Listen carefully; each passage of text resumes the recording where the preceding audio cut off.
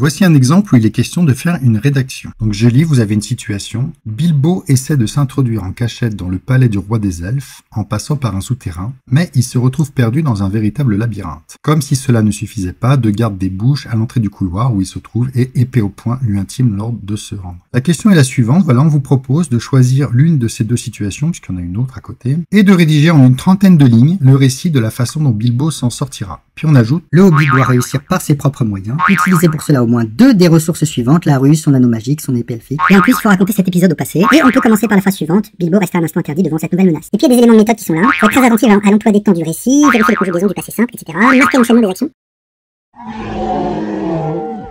Donc là, on imagine l'élève qui est face à toutes ces consignes en même temps et dont la mémoire peut exploser. Donc ça fait beaucoup de consignes à respecter et donc beaucoup d'intentions. Donc on imagine que pour chaque consigne, le cerveau doit faire attention à des éléments en particulier. Est-ce que les ressources utilisées sont bien la ruse, etc. Est-ce que ma phrase peut suivre de façon naturelle celle qui est proposée? Quel est l'emploi des temps dans mon texte? Est-ce que j'ai bien utilisé le passé? Donc à chaque fois, il va falloir faire attention à des éléments différents. Et évidemment, il est hors de question de faire attention à tout ça à la fois. Donc ça veut dire qu'on est face à une tâche extrêmement complexe qu'il va falloir ramener à des mini-missions beaucoup plus élémentaires où à chaque fois l'intention est claire et ce à quoi il faut faire attention est très clair aussi. Alors comment procéder? Le problème, c'est que il faut d'abord générer un texte. C'est-à-dire qu'il faut produire quelque chose, il faut s'exprimer. Ce qui n'est pas facile du tout, de raconter quelque chose. Il va falloir qu'il y ait un minimum d'interférence par les autres intentions, les autres consignes, les autres contraintes. Sinon, ça risque de complètement bloquer cette expression. C'est-à-dire qu'au moment de dire une phrase, tout de suite, on va se poser la question de savoir si elle est au passé, etc. Et donc, ça va tout bloquer, ça va être l'angoisse de la page blanche.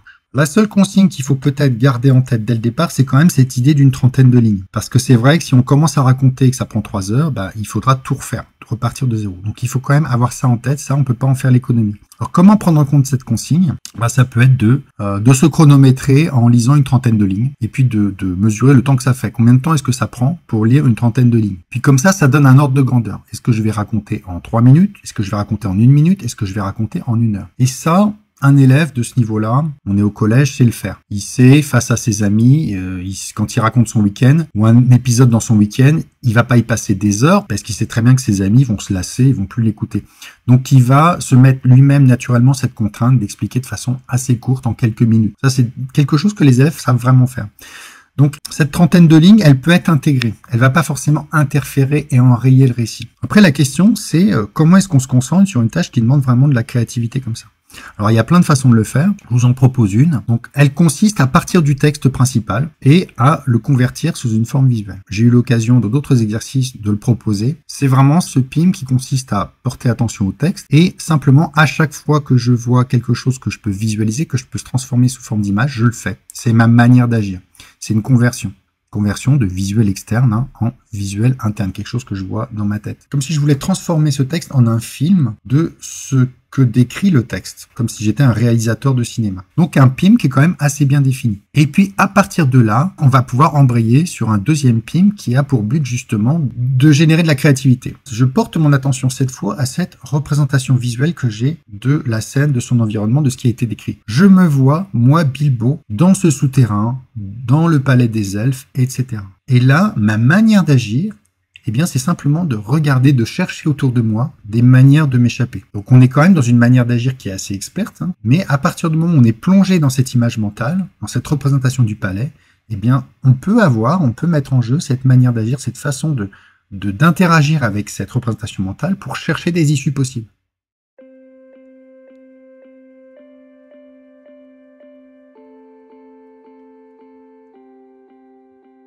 Et là, on peut dire qu'on se met dans les meilleures conditions possibles pour envisager des scénarios et pour commencer à imaginer une histoire. Je vais donc transformer cette représentation mentale, je vais générer une autre représentation mentale qui décrit en fait tout le processus de fuite. Et puis après, je passe à un autre PIM où ma perception, ce à quoi je fais attention, c'est cette nouvelle représentation mentale qui décrit la fuite. Et tout simplement, ma manière d'agir, ça va être de le raconter. C'est-à-dire de décrire à haute voix ou par écrit ce que je vois dans mon histoire mentale. Alors je dis à haute voix parce que le fait de l'écrire, finalement, ça va demander pas mal d'attention et puis ça va enrayer le flot du discours, parce que écrire c'est lent. Dans ce cas-là, je recommanderais plutôt de s'enregistrer, donc de parler, de s'enregistrer, de façon à ce qu'on soit purement dans ce processus de description. On est uniquement concentré sur cette description, avec cette contrainte intégrée de pas y passer des heures. J'ai produit, à partir de là, un premier texte. Première mini-mission, c'est vraiment de juste imaginer ce qui se passerait et de le raconter. Et puis ensuite, on va basculer sur des mini-missions consacrées plus à l'expression proprement dite. Raconter cet épisode au passé. Peut-être qu'en le décrivant, je l'ai raconté au présent. Mais je peux dédier une mini-mission au fait de prendre un texte au présent et de le transformer au passé. À ce niveau-là de maîtrise du français, c'est quelque chose que je peux décider de faire. Voilà. Je vous rappelle, la mini-mission, j'ai pas d'hésitation. Je me lance immédiatement. Si, une fois que j'ai entendu l'intitulé de la mini-mission, j'ai un blanc, je sais pas par où commencer, c'est pas une mini-mission. Dans ce cas-là, il faut redécouper en étapes plus élémentaires. Et puis, c'est comme ça qu'ensuite, on va pouvoir appliquer chaque contrainte les unes après les autres. On va être obligé, sauf si vraiment on a une maîtrise de la langue française qui est vraiment très bonne, de faire les choses selon un certain ordre. Donc, d'appliquer ces contraintes les unes après les autres. Ce serait très bien de pouvoir tout faire d'un coup, mais il y a un gros risque d'intentions contradictoires qui vont en fait empêcher la concentration dans ce cas-là. Et puis après, j'ai proposé déjà un PIM pour vérifier la qualité de l'expression écrite, qui consiste à s'imaginer que quelqu'un me dit ce texte. Que quelqu'un me parle et me raconte. J'imagine que c'est mon prof de français qui me raconte tout ça. Donc là encore, c'est vraiment la mini-mission a pour but ici de créer cette impression d'être en train de se faire raconter l'histoire par quelqu'un qui parle bien français. Mon attention, elle va être là-dessus, sur le texte entendu en fait, comme si on me parlait. Et ma manière d'agir, ça va être de détecter les formulations qui me paraissent maladroites. Ou un prof de français ne parlerait pas de cette façon-là. Donc ça veut dire que je me mets en recherche de certains éléments et dès que je les ai, je les souligne dans mon texte et je les note. Ça, c'est pas bien dit. Donc ça veut dire que ce que je dois m'appliquer à bien percevoir, donc c'est ces formulations qui me paraissent pas adaptées, ça, il le dirait pas.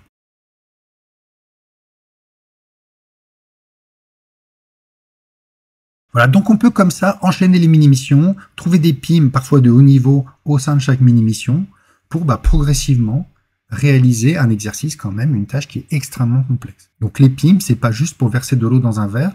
Le principe du PIM peut se retrouver, et le principe des mini-missions de découpage peut se retrouver au-delà d'une recette de cuisine ou je sais pas quoi, sur des tâches vraiment très intellectuelles et telles qu'on fait au collège ou au lycée.